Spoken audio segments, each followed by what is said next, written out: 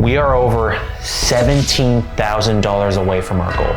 And we've only got 24 hours left in Los Angeles. I think it's time to give up, guys. Is what I would say if I was a fucking loser. We have 2 days to make $20,000, and we're headed to the Hawaiian Gardens. No, not like that. More like that. We need a miracle, but I'm feeling lucky today. Let's hop into the action and roll the intro. Hello, and welcome to Season 2 of I Dropped Out of College to Play Poker, a series where I dropped out of college to play poker. Yeah, pretty straightforward. In Season 1, I doubled my bankroll from $50,000 to $100,000 in less than 3 months in order to avoid getting disowned by my parents. But they still kicked me out of the house. So now, I'm heading to the West Coast with the goal of hitting a $250,000 bankroll before I return home for the holidays to see my parents. And then maybe, just maybe, they'll love me again. And this is where we're currently at. So the reason I'm switching up the casino is because of the stakes. The Hawaiian Gardens has stakes going all the way up to 10, 20, 40 for no limit hold'em. And with us needing to make some serious money, we've got a shot take. We pull up to the new location around 5:30, but learn they don't even have the 10, 20, 40 tables open. But instead, they've got a 5, 10, 20 bounty game going, where if you win 2 hands in a row, you get $50 from everyone at the table. And this led to some insane action. But this table ended up being one of the worst I've ever played at. It was literally just a bunch of Russian dudes talking about vodka and fighting bears. Well, I don't actually know what they were talking about since they were talking in Russian. That's just what I assume. And to make things worse, they didn't want me to record at the table, so I was barely able to film anything. But anyways, we still gotta push to our bankroll goals. So enough complaining, let's get into the poker. Our first hand comes with a $40 straddle on when I open from the low jack to 120 with pocket tens. The cutoff calls and everyone else folds. The cutoff is a very aggressive opponent who also happened to win the last pot, meaning he was eyeing up the $350 bounty. The flop comes 9-7-5 rainbow. Expecting the villain to stab very frequently, I check out of position. The cutoff takes the bait as he snap bets out for 100. We are looking to get all the chips in the middle now with our vulnerable overpair, so we check raise to 450, setting up a nice turn jam. Our opponent doesn't seem phased though, as he quickly calls. The turn, the 3 of hearts. Couldn't have asked for a better card. With around 1,200 in the pot and only 1,100 in my stack, I only have one option: to jam all in. The cutoff is displeased, but after a moment of deliberation, he flicks in the call. A $3,500 pot, and all we need is a clean river. And the dealer reveals the queen of clubs, and we flip over our tens expecting to be good. And we are good, as the cutoff defeatedly mucks his cards. Within 30 minutes, we're up 1,500 and feeling primed for a big win. 1 hour later, our stack is at 1,400 after literally not seeing a single flop. We 3-bet ace-5 suited, king-queen offsuit, and ace-10 offsuit. And each time I got 4-bet jammed on and had to fold. But not only that, we probably lost $1,000 in bounties. So at this point, I'm forced to add on 1,000, bringing our stack back up to 2,400, and then we risk it all. In this hand, we've got ace-queen offsuit in the hijack and raised to 60. The cutoff, a Russian kid who's clearly a reg 3-bets us up to 200. But I'm not letting this guy bully me as I fight back with a 4-bet to 500. The kid ain't ready to give up as he calls, and we go to a flop of king 4-3 rainbow. A king high disconnected board is going to be very advantageous for the 4-better, so we range bet for an around 20% sizing of 200. The cutoff smoothly calls. Turn comes a jack of clubs, giving us a gut shot. 1,400 in the pot and 1,700 left in my stack.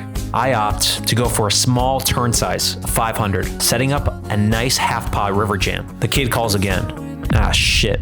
Well, champions find a way. Come on, dealer. 10, 1 time. Nope. The deuce of clubs is revealed as the river, bringing in the backdoor flush. Well, we didn't come this far to give up now. Plus, we have one of, if not the best bluffing combo possible with the queen of clubs in our hand, blocking king queen and ace queen of clubs. Now, this is where legends are made. We go all in for 1,200, praying for a fold. The cutoff goes in the tank, remaining completely stoic.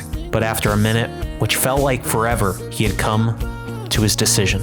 We gaze into each other's eyes, getting a bit more intimate than I would have liked before He folds! I windmill my ace high on the table like 2012 Paul George and rake in the juicy pot. We're back in the green, now up 600 with 3,600 in our stack. It's time to run it up.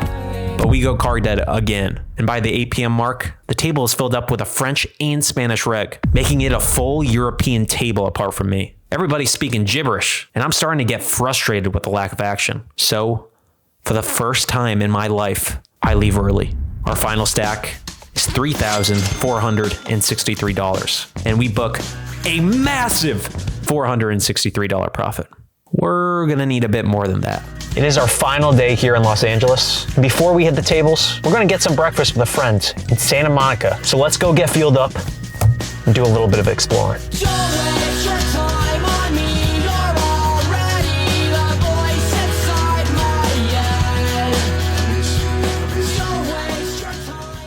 We are over $17,000 away from our goal. And we've only got 24 hours left in Los Angeles. I think it's time to give up, guys, is what I would say if I was a fucking loser. We're going back to Hustler for session 1. Yeah, that's right, session 1 of today. I'm gonna be playing another session later tonight as well. It's like noon right now. Definitely way too early to be stepping foot into a casino, but we've got to fucking grind.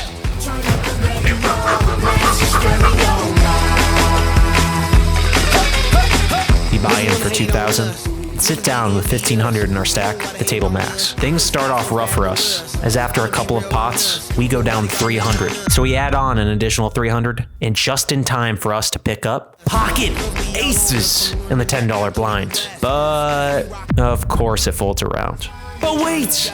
There's still some hope, as I hadn't realized that the guy on our left straddled to $20. We raised to 60, and I'm praying bro does not fold. And the Lord must want me to smash this 30K goal, because our prayers get answered as he throws in the call. Flop is Queen 5-4, 2 clubs. We bet 100, and our opponent quickly calls. Turn comes a deuce of diamonds, changing little to nothing. So we keep on betting, this time for 300. Our opponent is mid-conversation with a friend and barely seems to be paying attention to the hand at hand.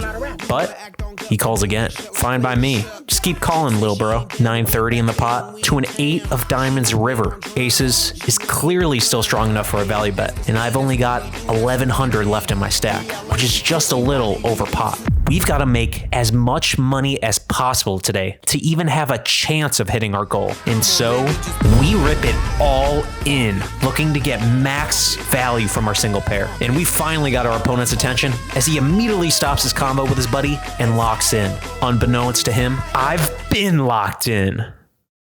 After a short tank, our opponent puts in the call, and I give him the bad news. He mucks his cards, and we're off and running. A massive $1,500 added to our stack. Nothing happens for the next 2 hours, and I get moved to the main 5-5-10 game at 5 p.m. Right as I move over, the table asks me if I'm cool with playing the 7-deuce game. And you know me. Of course I'm in. In the first hand I peel, it's 7-deuce. The cutoff raises to 50, and I of course 3-bet it up to 225, and he folds. Maybe things will get more interesting at this table. I'm starving. I haven't eaten in like 6, maybe even 7 hours. But what's worse is I'm dying of boredom, as I literally don't play a single hand for hours upon hours. The most interesting thing at this table was this middle-aged yapper sitting next to me, telling me why he should have been in the NHL. And by the way, it was not interesting. So I finally call it wraps, so I can head home and refuel. We book a small win of $1,406. Definitely not bad considering how card dead I really was. So I returned home, ate some food, and then took a 5-minute power nap. Oh, fuck. And then it was time to head back to our second home, hoping for a miracle. All right, we're back. Let's go out there. Why do I sound like Southern? Let's go out there and make some damn money. $16,203. That's how much we need to make this session to hit our 30K mark.